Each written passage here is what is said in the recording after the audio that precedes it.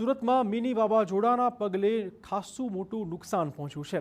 Silent ઝોનમાંથી દ્રશ્યો આવ્યા છે તારાજીના। મહેક ફાર્મમાં બનાવવામાં આવેલ પેરિસ ડોમ ધરાશાયી થયો હતો। આ પેરિસ ડોમ બનાવનાર ઉદ્યોગપતિને પહોંચ્યું છે મોટું નુકસાન। પેરિસ ડોમ લગ્ન સમારોહમાં ઉપયોગમાં લેવાતો હતો। લાકડા અને પીઓપીમાંથી બનાવેલો પેરિસ ડોમ જમીનદોસ્ત થઈ ગયો છે। ડુમસ રોડ પર આવેલ સાયલેન્ટ ઝોનમાં ઠેક ઠેકાણે આ પ્રકારે લગ્ન ડોમ ધરાશાયી થયા હોવાના દ્રશ્યો સામે આવ્યા છે। જે રીતે દક્ષિણ ગુજરાતની અંદર મોડી રાત્રે જે મિની વાવાઝોડું જે સર્જાયું હતું અને તેના કારણે દક્ષિણ ગુજરાત સુરત શહેર સહિત અનેક વિસ્તારોની અંદર ભારે નુકસાન હતું તે જોવા મળ્યું છે।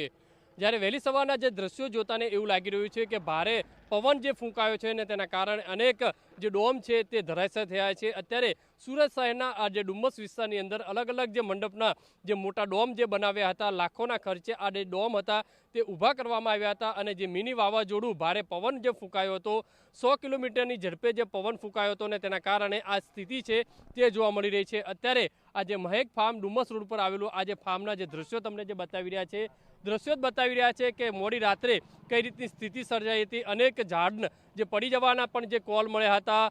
ફાયર વિભાગ સતત મોડી રાત સુધી દોડતું રહ્યું હતું કારણ કે અનેક રોડ રસ્તા હતા તે બ્લોક થયા હતા અને ફાયરના જે કર્મચારીઓ દ્વારા તાત્કાલિક આજે દૂર કરી અને તે રોડ હતા તે ખુલ્લા કરાયા હતા।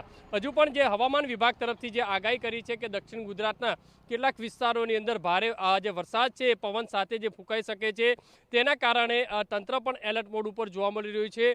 દક્ષિણ ગુજરાતના ખેડૂતોની વાત કરીએ તો દક્ષિણ ગુજરાતના ખેડૂતોને પણ ભારે અસર જોવા મળશે। અત્યારે આ જો ડોમ જોવા મળી રહ્યું છે કે ડોમ આખો જે ધરાશાય થયો છે, લાખોના ખર્ચે આ ડોમ ઊભો કરવામાં આવ્યો હતો અને માત્ર ગણતરીની મિનિટોની અંદર આ જે આખો ડોમ છે તે ધરાશાય થયો છે।